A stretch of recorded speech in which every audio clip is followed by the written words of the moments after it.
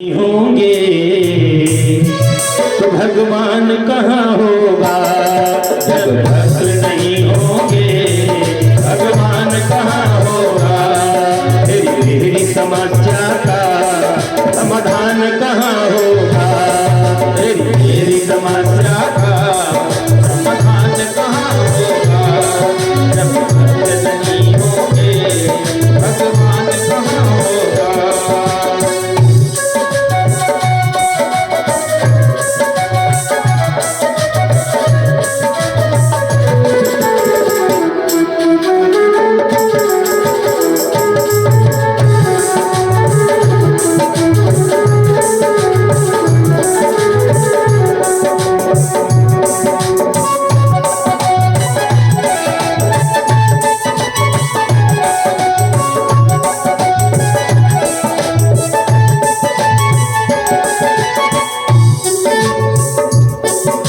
भक्त हुए लाखों और भक्ति भी करते हैं। भक्त हुए लाखों और भक्ति भी करते हैं।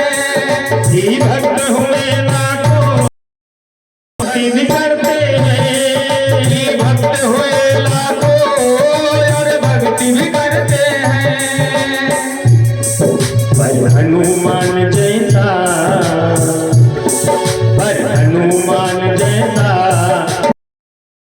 होगा। पर हनुमान कोई भक्त कहाँ होगा। जब भक्त नहीं होंगे भगवान कहाँ होगा। जब भक्त नहीं होंगे भगवान कहाँ होगा। तेरी समस्या का समाधान कहाँ होगा। तेरी समस्या का समाधान कहाँ होगा।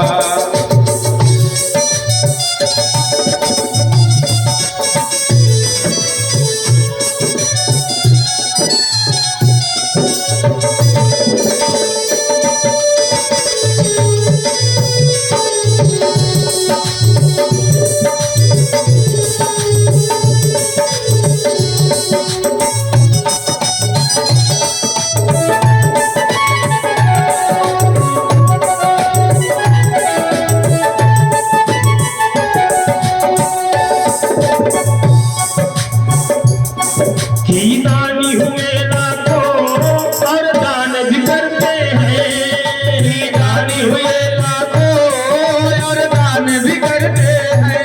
महाराज हमने दानी बहुत देखे हैं और दान करता भी देखे हैं। ऐसे ऐसे महाराज दानी होते हैं पूछिए मत।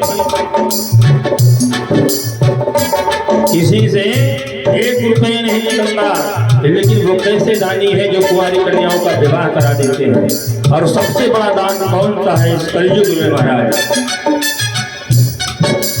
दानी हुए लाखों और दान भी करते हैं। दानी हुए लाखों और दान भी करते हैं। पर कन्यादान जैसा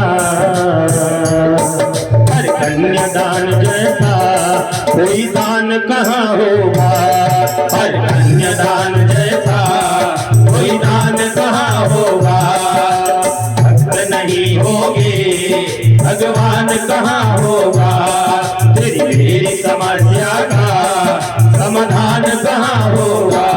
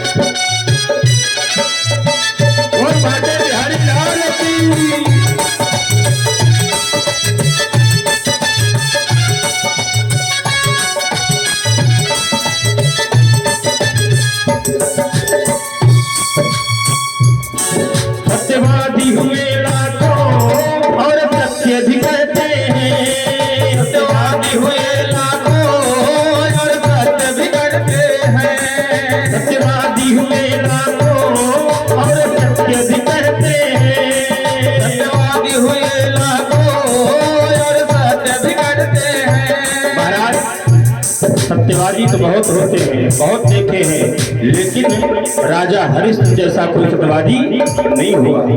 महाराज उनको जब विपद पड़ी तो लोग कहते हैं कि निर्जीव भी जीव बन करके जल में विस्मित हो गया, भाग गया। महाराज सत्यवादी हुए लाखों और सत्य भी कहते हैं। सत्यवादी हुए लाखों और सत्य भी कहते हैं। राजा हरिश्चंद्र जैसा, राजा हरिश्चंद्र जैसा सत्यवादी कहाँ होगा। राजा हरिश्चंद्र जैसा सत्यवादी कहाँ होगा। भक्त नहीं होंगे भगवान कहाँ होगा। मेरी समस्या का समाधान कहाँ होगा। भक्त नहीं होंगे भगवान कहाँ होगा। जब भक्त नहीं होंगे भगवान कहाँ होगा। वृंदावन बिहारी लाल की जय हो। जब महाराज भक्ति नहीं होंगे तो भगवान कहाँ होगा। और जहाँ पर भक्त वहीं पर भगवान विराजमान होते हैं। हरि व्यापक सर्वत्र समाना अप्रेम ते प्रकट हो मैं जाना। आगे महाराज सुखदेव भगवान से परीक्षित महाराज पूछते हैं कि प्रभु अभी तक आपने भगवान के नाना प्रकार के स्वरूपों का दर्शन कराया, समस्त पापियों को आपने शांत कराया। प्रभु भगवान के हमने सुने थे एक सुदामा नाम के मित्र भी थे, वह भगवान की कैसी मित्रता, उस आख्यान को मैं सुनना चाहता हूं। महाराज सुखदेव भगवान कहते हैं कि कृष्णस्यासीत् सखा कश्चित् ब्राह्मणो ब्रह्मवेत्तमः विरक्तः इंद्रधातार्थे प्रशांतात्मा जितेन्द्रियः। भगवान के परम हितैषी, परम सखा, परम मित्र श्री सुदामा जी थे, जो कि ब्राह्मण थे। महाराज गृहस्थ ब्राह्मण थे। उनकी पत्नी जिनका नाम महाराज सुशीला था, भगवान के मित्र थे महाराज सुदामा। भगवान चाहते तो क्षण भर में उनको धनवान बना सकते हैं महाराज। और महाराज सुशीला कैसे थी, विपत्ति की मारी थी महाराज। लोग कहते हैं, सुखदेव भगवान कहते हैं, तापमहि महाभाग साधूनां च परायणं दास्यति द्रविडं भूरि सीदते ते कुटुम्बिने। और महाराज श्री सुदामा जी बड़े ही सत्यवादी थे, बड़े ही निष्ठावान थे, बड़े ही धैर्यवान थे। कभी भी पराये धन को तिरछी नजर से भी नहीं देखा। महाराज श्री सुदामा जी खटकर्मी थे। ब्राह्मण के 6 कर्म बताए गए हैं, पढ़ना और पढ़ाना, यज्ञ करना और कराना, दान लेना और दान देना। यह ब्राह्मण के 6 कर्म हैं। महाराज दूसरा अगर मित्र होता और उसका मित्र बहुत बड़ा आदमी होता तो कोई न कोई सोर्स लगा करके पहुंच जाता, मित्र हमको भी कुछ दान दे दो। लेकिन सुदामा जी जानते हैं कि कृष्ण कन्हैया द्वारिकाधीश है, केवल मैं एक बार कह दूंगा तो मुझे धनवान बना देगा। लेकिन मैं भी सुदामा हूं, कभी कहूंगा नहीं। महाराज ऐसे मित्र हुए। महाराज जो यज्ञ करके आते, महाराज थोड़ा सा ही अन्न मिलता, बालक भोजन करते तो पति पत्नी भूखे सो जाते। महाराज पति पत्नी भोजन करती तो बालक भूखे सो जाते। वस्त्र महाराज शरीर पे ऐसे होता कि मानो कई जगहों से उसको निकाल दिया गया हो। झरोखों की तरह उनके वस्त्र होते महाराज, फटे वस्त्र।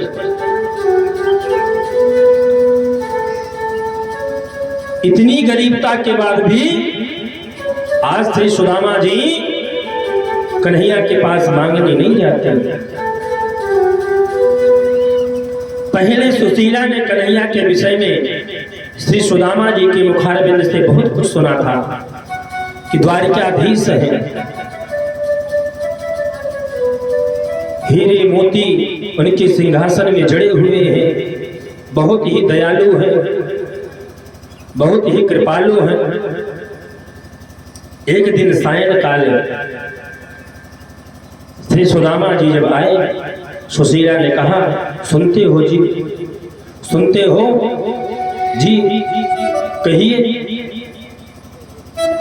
मैंने सुना है कि आपके मित्र द्वारिकाधीश कृष्ण कन्हैया हैं,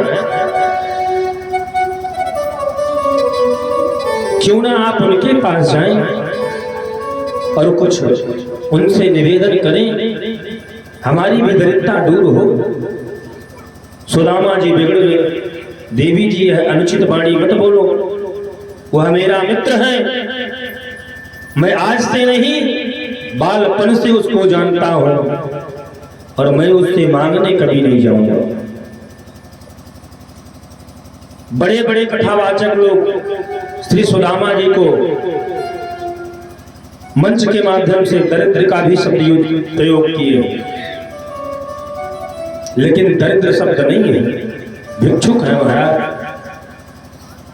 ब्राह्मण कभी दरिद्र नहीं होता, वह तो केवल भिक्षुक होता है, गरीब होता है, यह मैं मान लूंगा। क्यों महाराज, जब दोनों बाल्यावस्था में थे, गुरु के यहां पढ़ने गए थे, संदीपनी ऋषि के यहां। वह कहां है महाराज? उज्जैन में है, उज्जैन महाकाल, वहीं पे संदीपनी मुनि का आश्रम है, वहीं पढ़ने गए थे।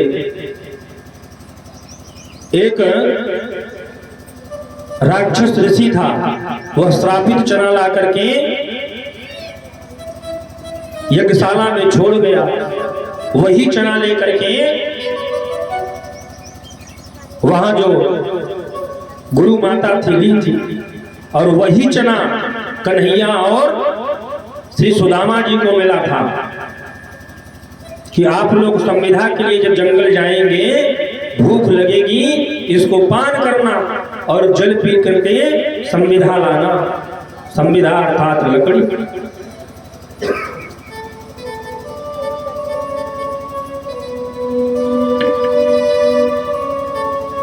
हुआ यही महाराज, कन्हैया और सुदामा जी गए जंगल से संविधा लाने के लिए। कन्हैया पेड़ पे चढ़ गया। अब तो महाराज आंधी आई, पेड़ हिलने लगा। सुदामा जी कहे, नीचे आ जाओ कन्हैया, गिर जाओगे। जब तूफान शांत होगा तो हम संविधा ले चलेंगे। कन्हैया ने कहा, रात्रि काल हो जाएगा तो लकड़ी भी नहीं मिलेगा। अब तो महाराज बरसात भी होने लगी।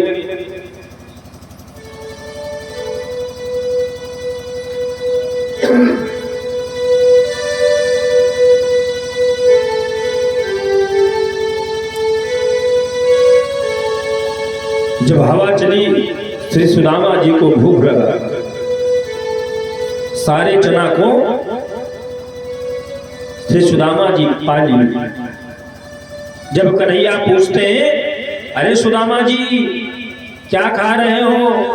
कुछ नहीं खा रहा हूं। अरे आप चने चबा रहे हो? नहीं कन्हैया, जो बरसात हुई हवा चल रही है ना, तो मुझे ठंड लग रही है, मेरे दांत दांत से लड़ रहे हैं, इसके लिए कट कट की आवाज आ रही है।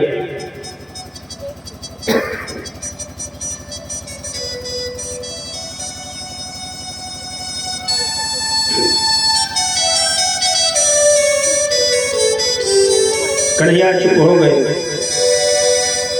पुनः वापस से पूछे, जो गुरु माता ने हमको खाने के लिए दिया था वो है? अरे कन्हैया, तो बरसात में कहीं गिर गया। कन्हैया ने कहा कोई बात नहीं, और संविधान आए महाराज गुरु माता को दिया, क्योंकि वह जो चना था वह श्रापित था। इस चना को जो भी खाएगा वह गरीब हो जाएगा, निर्धन हो जाएगा। और श्री सुदामा जी को पता था। उन्होंने सोचा कि मैं कितना बड़ा गरीब हो जाऊं, निर्धन हो जाऊं, लेकिन मेरा मित्र सदैव धनवान रहे और सदैव सुखी रहे। ऐसे विचार वाले श्री सुदामा जी थे।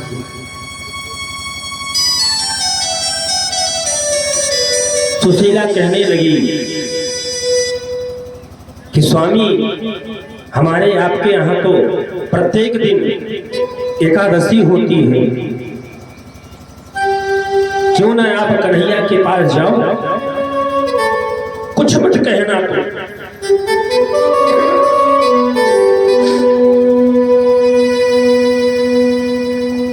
केवल आप चले जाओ। महाराज, जब परमात्मा अपने तरफ अग्रसर करता है ना, तो कितनी भी दुर्बुद्धि वाले हों वो सद्बुद्धि में परिवर्तित हो जाते हैं।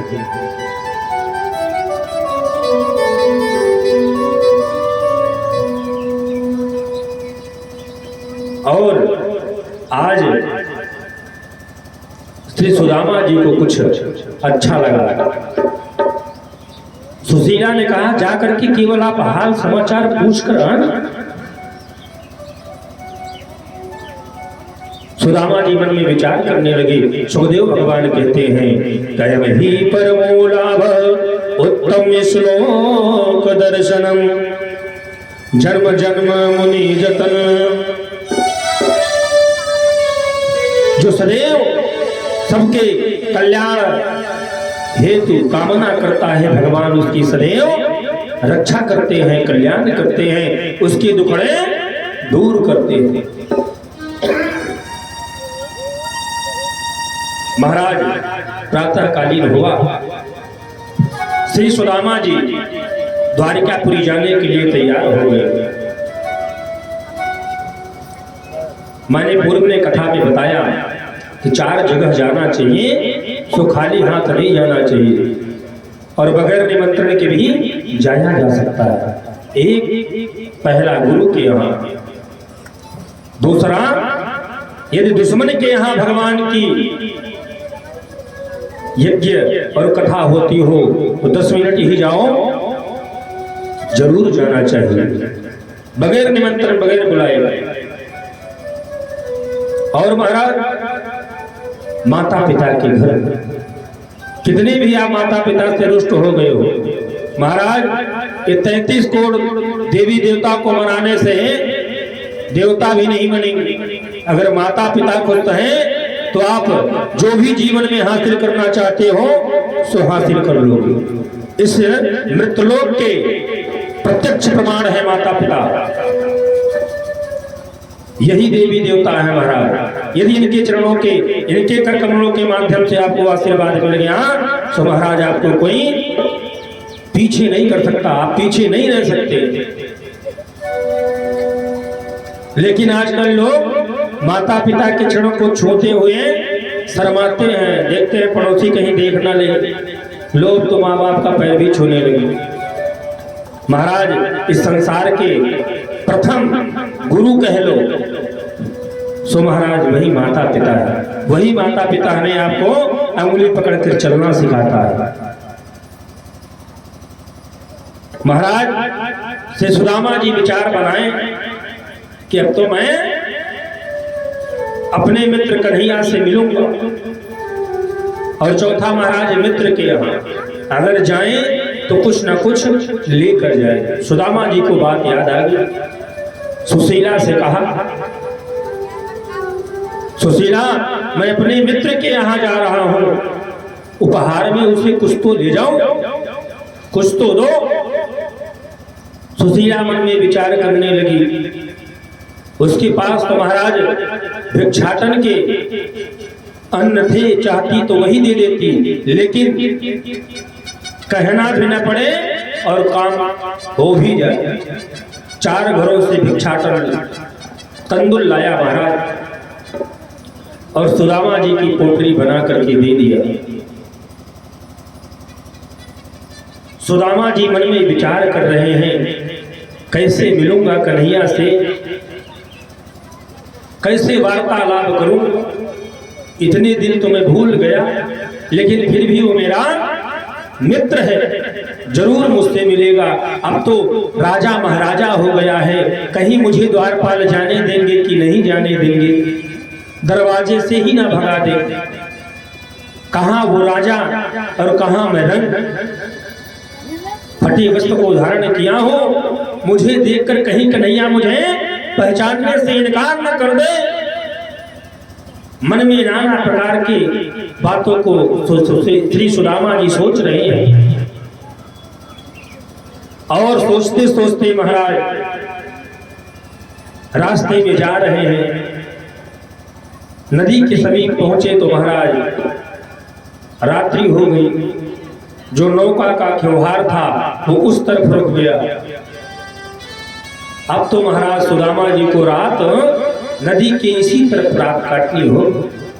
महाराज पैरों में नाना प्रकार के कांटे धसे हुए हैं, रुधिर निकल रहा है, लेकिन सुदामा जी अपने साहस को नहीं छोड़ रहे।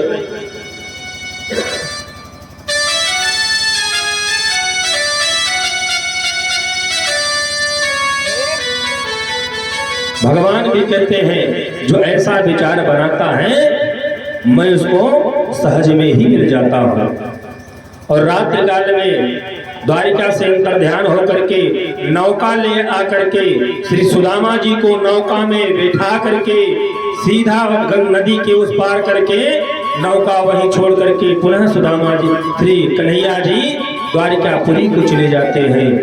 वह परमात्मा कहता है केवल तू मेरे तरफ 1 कदम बढ़ा, मैं तेरे लिए 4 कदम पहले से तैयार कर रखा।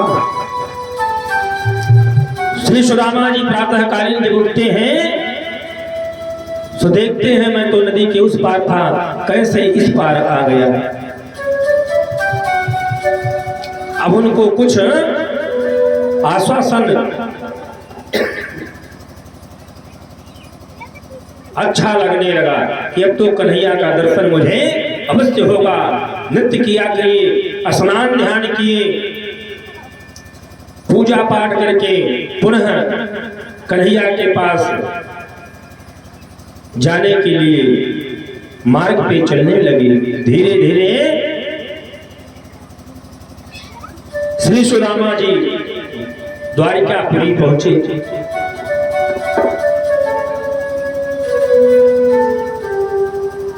एक बार गए, द्वारपालों से कहा कि मैं द्वारिकाधीश कन्हैया का मित्र हूं, मुझे उनसे मिलना है।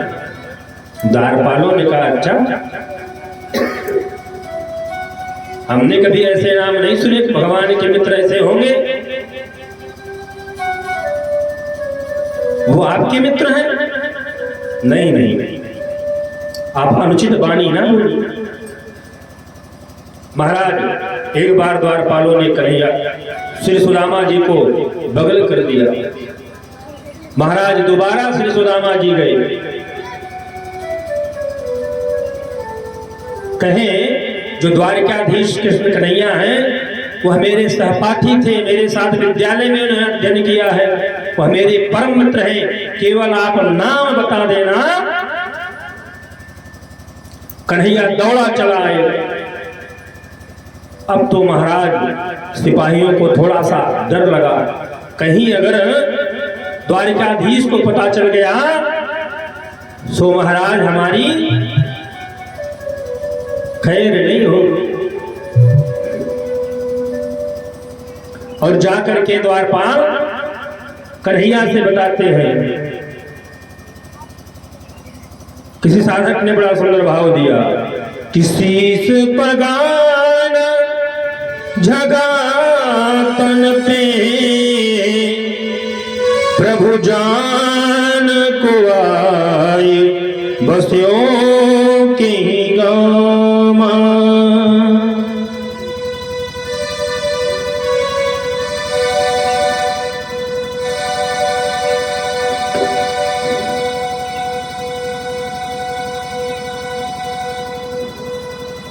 गरीबी से बुरा हाल,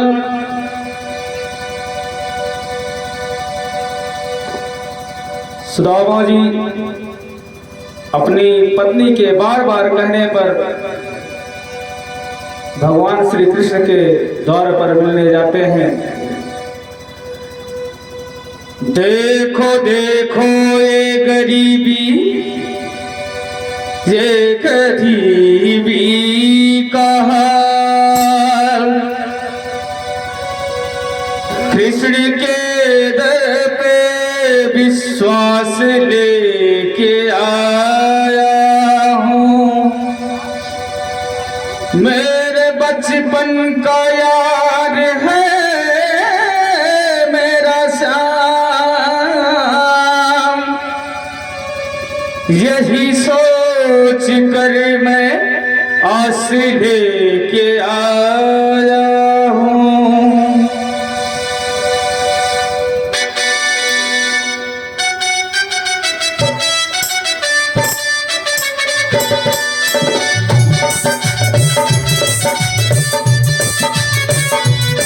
अभिभाव के ताली बजाते हुए और जो अपना चावल लाए हो यहाँ भगवान के चरणों में चढ़ा ले। अरे द्वार पालो, अरे द्वार पालो, कन्हैया से कह दो आज पे सुदामा गरीब आ गया है। अरे द्वार पालो सुदामा, ओ अरे द्वार पालो, कन्हैया से कह दो दर पे सुदामा गरीब आ गया है।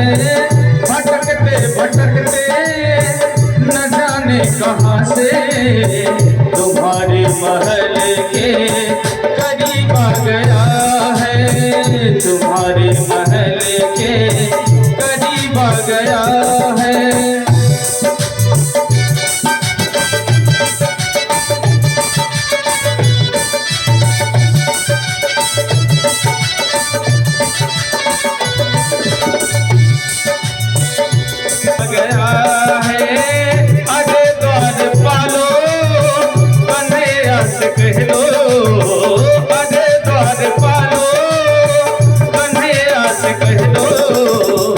दर पे सुदामा गरीब आ गया है, दर पे सुदामा गरीब आ गया है।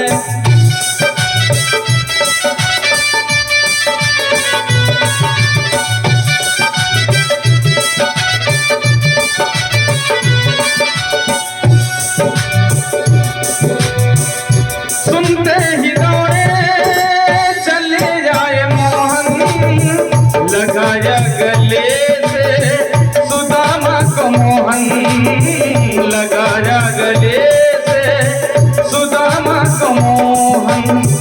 सुनते ही दौड़े चले आए मोहन, लगाया गले से सुदामा को मोहन। हो सुनते ही दौड़े चले आए मोहन, लगाया गले मोहन। हुआ दुख मड़ी को बहुत ही अचंभा, हुआ रुक्मणी को बहुत ही अचंबा, ये मेहमान कैसा अजीब आ गया है, मेहमान कैसा अजीब आ गया है। अरे द्वार पालो कन्हैया से कह दो, अरे द्वार पालो कन्हैया से कह दो, दिल सुदामा गरीब आ गया है, इधर से सुदामा गरीब आ गया है।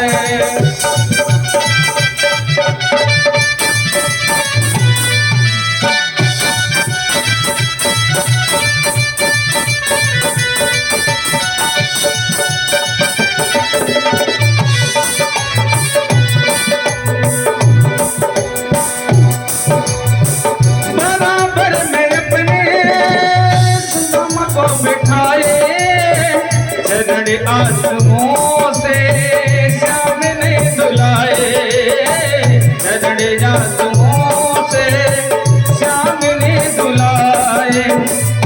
बराबर में अपने सुदामा को बैठाए, चरण आंसुओं से श्याम ने धुलाए हो। बराबर में अपने सुदामा को बिठाए, चरण आंसुओं से श्याम ने धुलाए। न घबराओ प्यारे जरा तुम सुदामा, न घबराओ प्यारे जरा तुम सुदामा, खुशी का समा तेरे करीब आ गया है। अरे द्वार पालो कन्हैया से कह दो, अरे द्वार पालो कन्हैया से कह दो, इधर से सुदामा गरीब आ गया है, इधर से सुदामा गरीब आ गया है, द्वार पे सुदामा गरीब आ गया है, द्वार पे सुदामा गरीब आ गया है।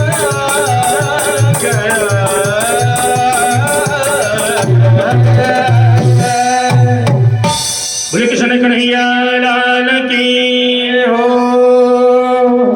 जैसे ही दरबारी ने कन्हैया को सुशब्द कहा तो महाराज अपने सिंहासन से कन्हैया खड़े हो गए। सुदामा पूरा कहते ही भगवान दौड़ना प्रारंभ कर दिए। रुक्मिणी मैया बगल में बैठी थी, विचार करने लगी। जो कन्हैया पीतांबर को धारण करता उसके बाद महल के बाहर निकलता था, आज मानो वह कन्हैया सब कुछ छोड़ करके दौड़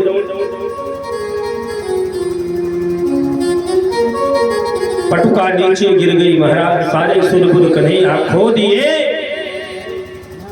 और दौड़ करके श्री सुदामा जी को अपने हृदय से लगाया। अब तो महाराज जितने वहां दरबारी थे सिपाही से अचंभित हो गए, कौन ऐसा आया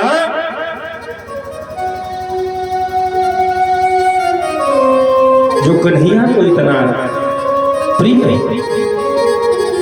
रुक्मिणी मैया भी अचंभित हो गई, यह कौन है।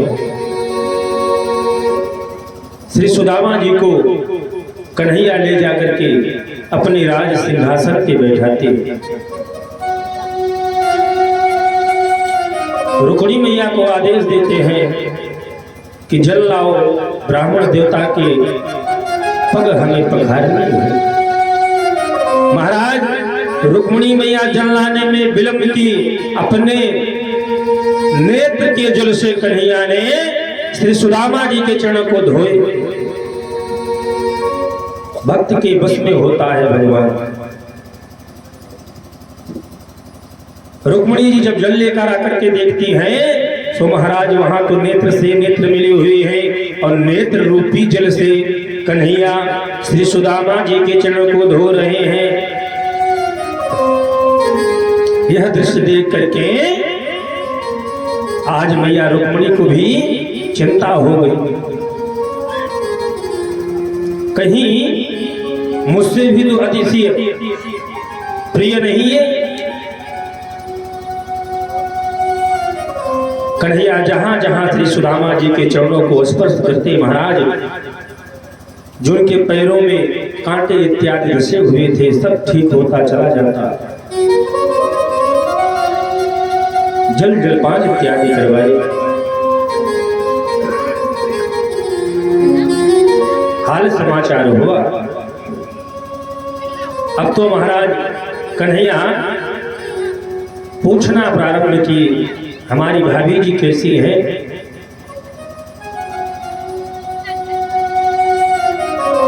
कितने बच्चे हैं श्री सुदामा जी?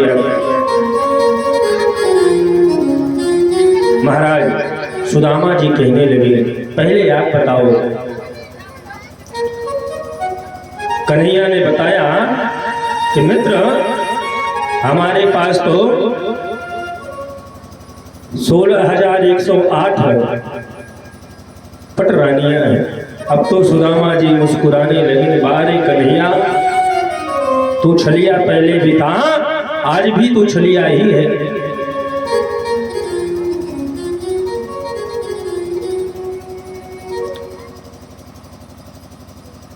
अब तो महाराज 2-4 लोग आए, रुक्मिणी मैया ने पैर छुआ सुदामा जी का, सत्यभामा जी, जामवती जी, सत्या जी, मित्रवृंदा जी, सुदामा जी कहने लगे, ऐसा है कन्हैया तू सबको एक साथ बोला, मैं आशीर्वाद दे दूं। अर्थात कन्हैया ने सबको एक साथ बुलाया, सबको सुदामा जी आशीर्वाद दी, सौभाग्यवती भव।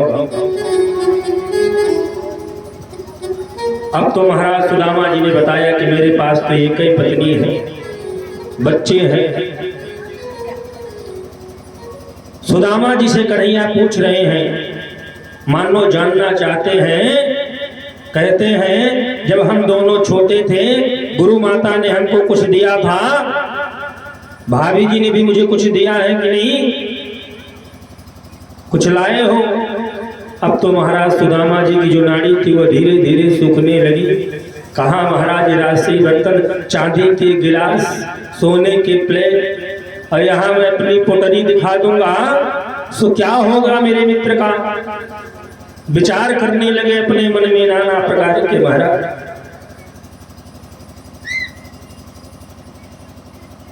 और छिपाए जा रहे। तब तक कन्हैया की दृष्टि पड़ गई, एक बार तो खाए अब दोबारा खाने नहीं दूंगा। और महाराज पोटली को अपने हाथ में ली, खोला। महाराज उसमें के जो तंदुल थे, चावल थे, उनको देखा। उन चावलों को देख करके कन्हैया समझ गए कि मेरे मित्र की क्या स्थिति है। बताने की महाराज आवश्यकता ही नहीं पड़ी। और रुक्मिणी के कक्ष में गए महाराज, एक मुट्ठी मुख में डाला, हमारी भाभी जी ने मुझे प्रसाद भेजा है। दूसरा भी डाले महाराज। जैसे तीसरे को डालना प्रारंभ किए, मैया रुक्मिणी ने पकड़ लिया हाथ। अरे स्वामी क्या करते हो, सब सुध बुध खो गए आप। कन्हैया कहने लगे, देवी जी मैं भक्त के वशीभूत हो जाता हूँ, सो जो भक्त चाहता है मैं वही कर देता हूँ। और महाराज 2 मुट्ठी चावल खा करके 2 लोट दे दिया।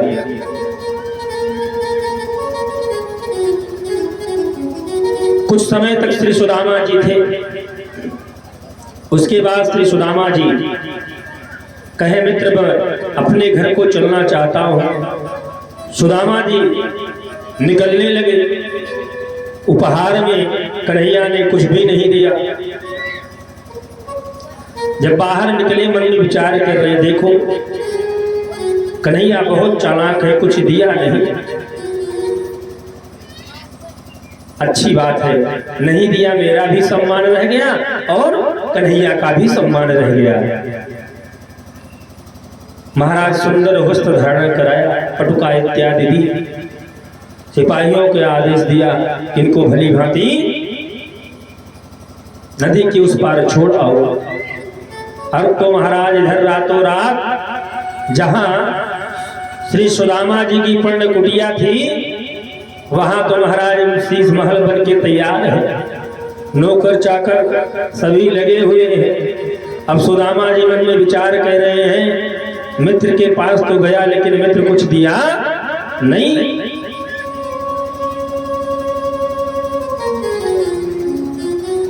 श्री सुदामा जी अपने पुरी में पहुंचे, जैसे अपने कुटिया के सन्मुख देखे तो महल तैयार था महाराज, क्योंकि विश्वकर्मा को भगवान ने आदेश दिया, विश्वकर्मा रातों रात महल बनाकर तैयार किए। राजश्री वस्त्र पहने सुशीला जी आरती की थाल ली हुई गेट पर खड़ी है।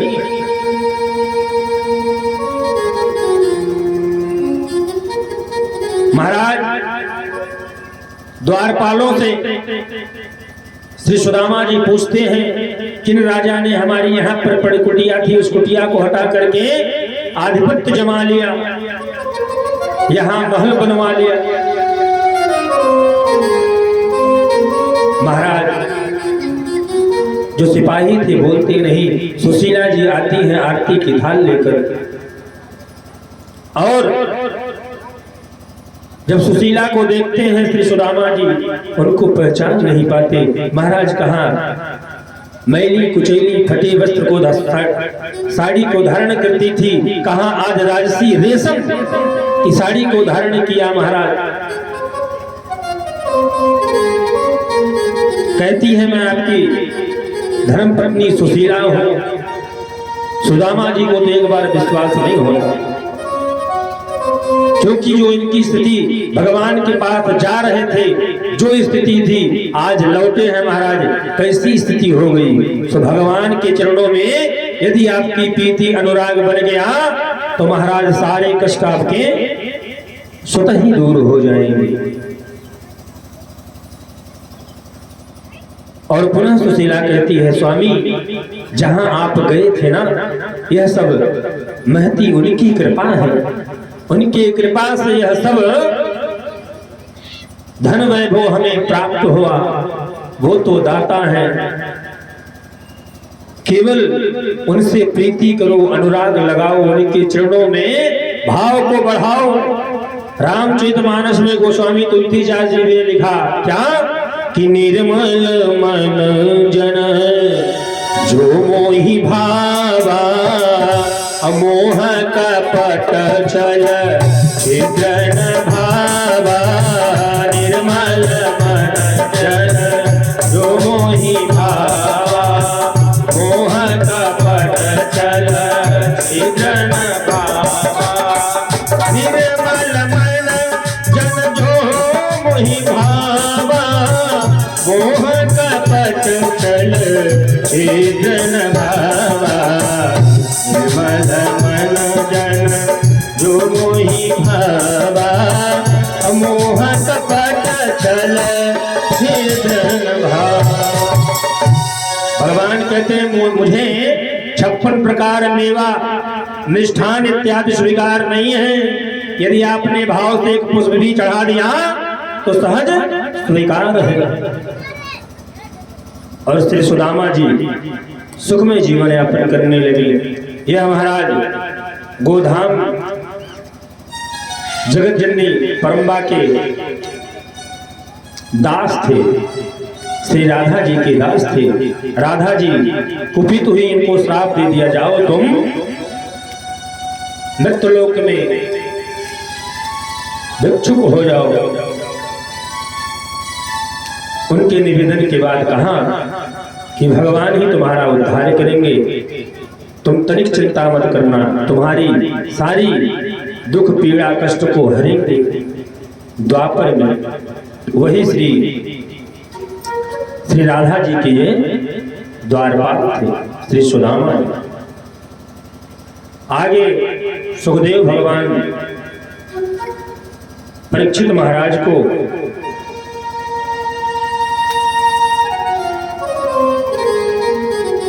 यादवों के संहार के विषय में पूछते हैं परीक्षित जी। सुखदेव भगवान कहते हैं कि कदा द्वारवत्या तो विप्रल्या कुमारकः जातमातो भूयिष्ठा ममार किम भारतः। कि एक बार श्री अर्जुन जी और कन्हैया को ले जा रहे थे द्वारिका में छोड़ने के लिए। गए थे छोड़ने के लिए महाराज, लेकिन कुछ दिन कन्हैया के साथ रहने लगे। श्राप बस कोलभील गोपियों को जबरन ले जाने लगे। अब तो महाराज यहाँ पर अर्जुन अपने बाणों का संधान करते हैं महाराज, कोई फर्क नहीं। एक समा था उसी बाणों से बड़े बड़े योद्धा इत्यादि पिछड़ जाते थे, आज उनके सारे धनुष बाण निष्क्रिय हो गए महाराज।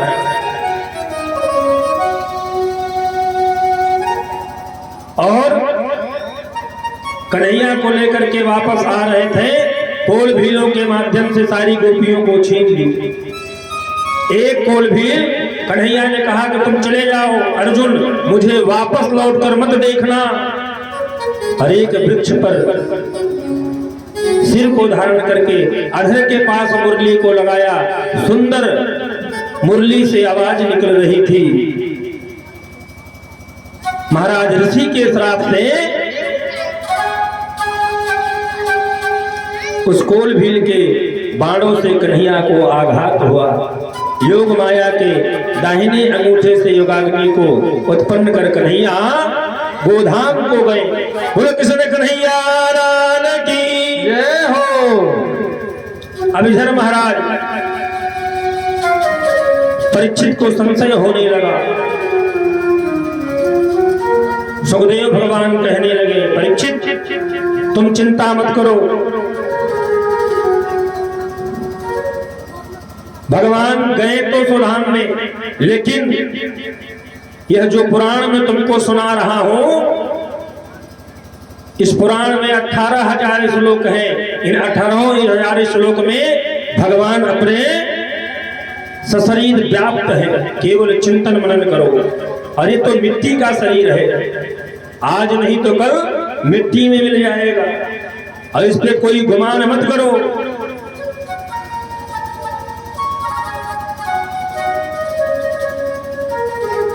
परीक्षित जी चिंतित होते हैं। सुखदेव भगवान कहते हैं तुम तो राजना मरिष्येति पशु बुद्धि मीमां जहि न जातः प्रागभूतोऽध्य देहत्वं न संगयसि। यह शरीर है परीक्षित, इस पे कोई गुमान नहीं हो सकता, और यह मृत्यु लोक है, जो आया है सो उसको जाना होगा। लेकिन तुम तो साप्ताहिक श्रीमद् भागवत कथा का रसास्वादन किए हो। अब तुमको इतने सुंदर सुंदर आख्यान हमने सुनाए हैं, सो जो तक्षक नाग है ना, वो तुमको नहीं डसेगा, तुम्हारे इस मिट्टी के शरीर को डस सकता है, लेकिन तुझे स्पर्श नहीं कर सकता। लेकिन मनुष्य देहा अभिमान में क्या से क्या कर जाता है, वह अपने आप को भूल जाता है कि मैं क्या हूं। किसी साधक ने बड़ा सुंदर भाव दिया, आइए हम लोग भी दो लाइन। मूर्ख बंदे क्या है रे जग में तेरा, मूर्ख बंदे क्या है रे जग में तेरा। ये तो सब झूठा सपना है, ये तो सब झूठा सपना है, क्या तेरा क्या मेरा रे मूर्ख बंदे क्या है रे जग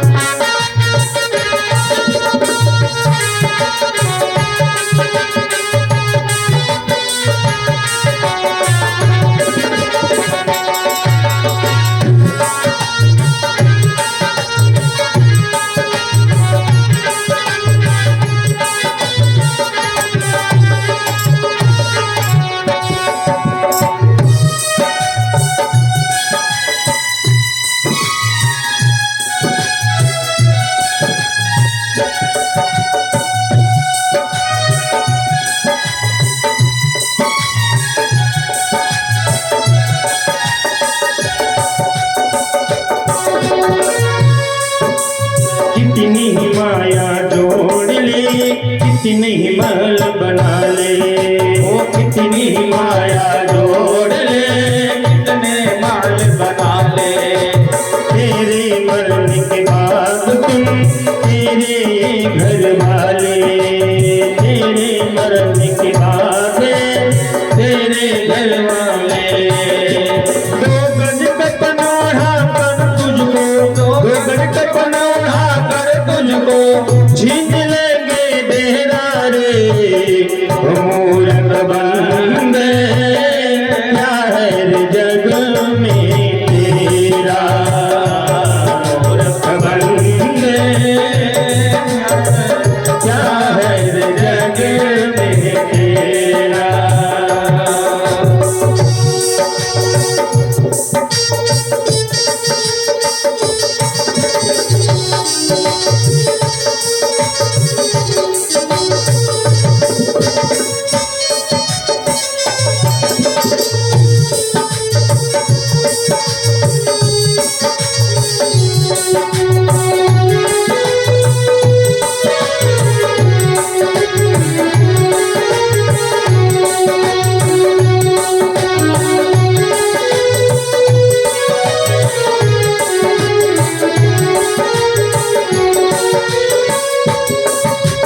कोठी बंगला कार देख के क्यों तू इतना इतराता है, कोठी बंगला आज देख के क्यों इतना इतराता है। पत्नी और बच्चों के बीच तू भूला नहीं समाता है, पत्नी और बच्चों के बीच में भूला नहीं समाता है। ये तो 4 दिनों की चांदनी, ये तो 4 दिनों की चांदनी, फिर आएगा अंधेरा रे, मूरख बंदे क्या है रे जग में तेरा, मूरख बंदे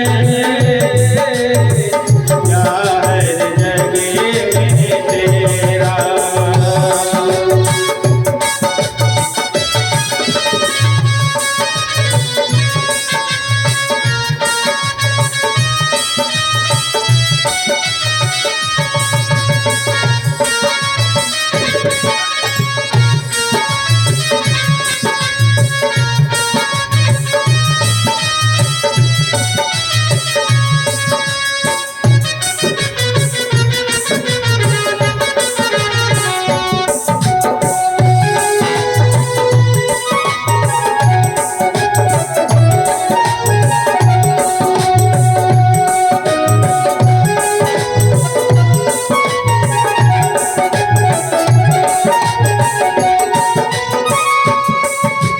पाप गया तूने अब थोड़ा धर्म कमा ले, पाप कमाया तूने अब थोड़ा धर्म कमा ले। थोड़ा समय निकाल के तू कृष्ण नाम गुण गा ले, थोड़ा समय निकाल के तो कृष्ण नाम गुण गा ले।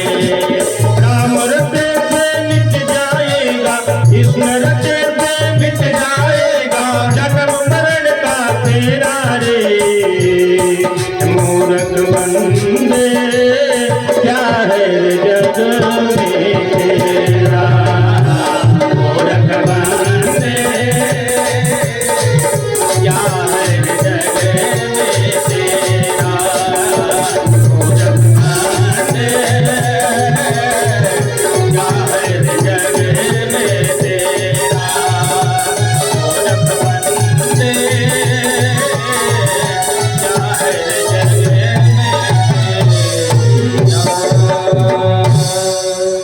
बोले कृष्ण कन्हैया लाल की जय हो। महाराज परीक्षित जी बहुत डरे हुए दिखते हैं। सुखदेव भगवान कहते हैं तुम केवल गोविंद के चरणों का ध्यान करो परीक्षित, तुम्हारा कल्याण होगा। तुम जिस चीज से डर रहे हो अब डरने की बात नहीं है। सुखदेव भगवान कहते हैं तसंतम तक्षकम पादे लेहिनां विशनाननैः न द्रक्ष्यामि शरीरं च विश्वं च प्रमाद्वदः। अब तो महाराज तक्षक को भी आदेश मिला, ऋषि के श्रापवश अब तक्षक चला महाराज परीक्षित को डसने के लिए। रास्ते में महाराज इधर जन्मेजय को जब राज्य मिला था, पूरे नगर में डंका पिटवा दी, तक्षक मेरे पिता को डसेगा और जो भी मेरे पिता को प्राण दान देगा मैं उसको आधी राज्य और हीरे मोतियों से उसके घर को भर दूंगा। महाराज रास्ते में ब्राह्मण भी जा रहा है, कश्यप नाम का ब्राह्मण है, यह भी बहुत तपस्वी है। वह ब्राह्मण मन में विचार सोचा था, अगर मेरे पहुंचने से पहले तक्षक यदि राजा को डस लिया तो मैं राजा को पुनः जीवित कर दूंगा, आधी राज्य पा जाऊंगा। इसके पूर्व यदि रास्ते में मुझे तक्षक मिला उससे उसकी मणि भी ले लूंगा और दोनों से कमाऊंगा। महाराज जब आपके मन में माया उत्पन्न होगी तो उसका परिणाम बहुत बुरा होगा। महाराज कश्यप नाम का ब्राह्मण रास्ते से जा रहा था, केवल यही कहता हुआ, राजा परीक्षित को तक्षक डसेगा मैं जीवित करूंगा। अब तब तक महाराज परीक्षित नाग कैसा था महाराज, तक्षक नाग वह स्वरूप को धारण करने वाला था, मायावी था, चाहे जिसका स्वरूप धारण कर ले। अब महाराज मनुष्य का स्वरूप धारण किया तक्षक। ब्राह्मण गुरु कार्य ब्राह्मण देवता कहां भगे चले जा रहे हो? अरे आपको नहीं पता, जन्मेजय महाराज ने पूरे राज्य में डंका पिटवा कर कहलवाया है कि मेरे पिता को तक्षक नाम नाग डसेगा, जो उनको जीवित कर देगा मैं उनको आधा राज्य और हीरे मोती इत्यादि देकर दान करूंगा, उनके घर को भर दूंगा। सो मैं उसी लिए जा रहा हूं। मैं तक्षक के विष से भी ज्यादा मेरे पास शक्तियां हैं, मैं महाराज परीक्षित को जीवित कर दूंगा। अब तो महाराज तक्षक को संशय होने लगा कि यह ब्राह्मण जीवित कर देगा। तक्षक ने युक्ति लगाई, एक पीपल का वृक्ष था, कहा अच्छा ब्राह्मण देवता। अब तो तक्षक बताने लगा कि हम ही तक्षक हैं, मैं इस वृक्ष को डसता हूं, मेरे विष के प्रभाव से ये काला हो जाएगा। यदि आपने पुनः इसको हरा भरा कर दिया तो मैं मान जाऊंगा कि आप राजा परीक्षित को बचा लो। तक्षक ने महाराज उस वृक्ष को जैसे डसा, वह वृक्ष महाराज एकदम काला हो गया तक्षक के विष के प्रभाव से।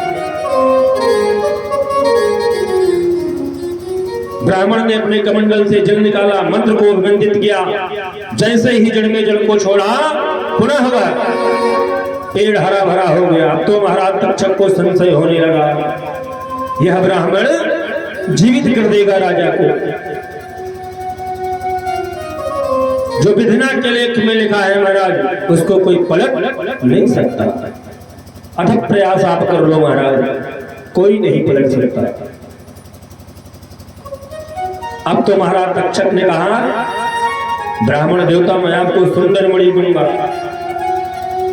इस मणि को ले लो, आप चले जाओ।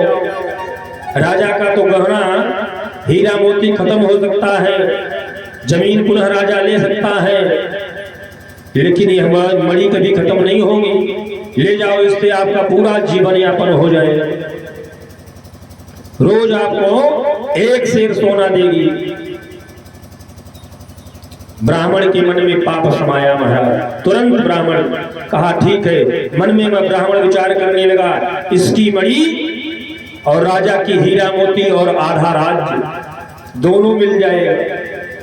कहा ठीक है, मैं जीवित करने नहीं जाऊंगा। तक्षक ने मन में विचार बनाया,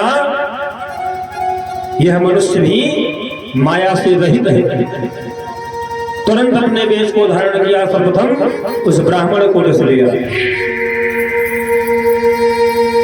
अब तो महाराज वहां 7 फाटक लगे हुए हैं, सब पर पहरेदार चुस्त दुरुस्त हैं, सब भाला लिए खड़े हुए हैं। महाराज तक्षक किधर से प्रवेश करेगा?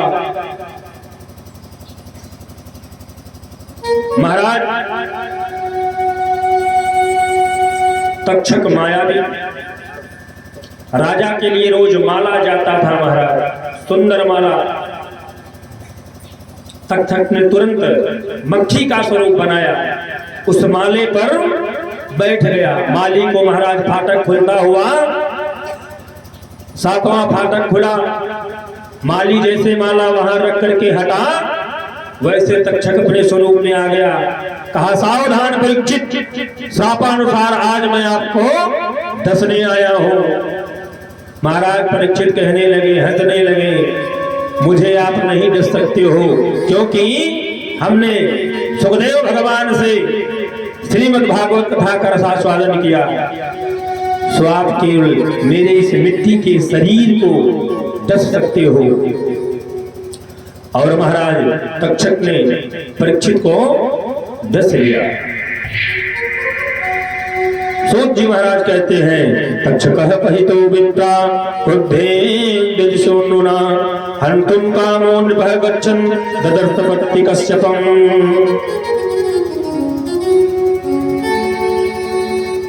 सूत जी 88,000 स्त्रियों को कहते हैं। इस प्रकार से महाराज परीक्षित का मोक्ष हुआ। आगे चल के जनमेजय जी सर्प यज्ञ कराया। संसार के जितने सर्प है ब्राह्मणों को बुला करके, मुनियों को बुला करके सर्प यज्ञ कराया। अब तो महाराज पाताल लोक से, स्वर्ग लोक से जहां जहां सर्प रहते थे महाराज सभी आगा करके उस कुंड में जल कर भस्म हो जाते।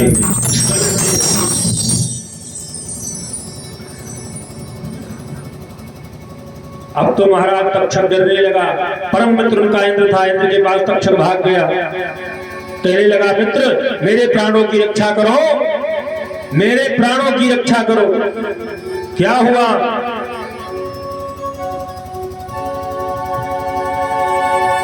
कहें महाराज परीक्षित के जो पुत्र हैं जनमेजय, उन्होंने सर्प यज्ञ कर रखा है। संसार के जितने सर्प हैं सभी उसमें जाकर के एक कुंड में जलकर भस्म हो जा रहे हैं। अब मेरे नाम की आहुति होने वाली है, तो मुझे भी जाना पड़ेगा। महाराज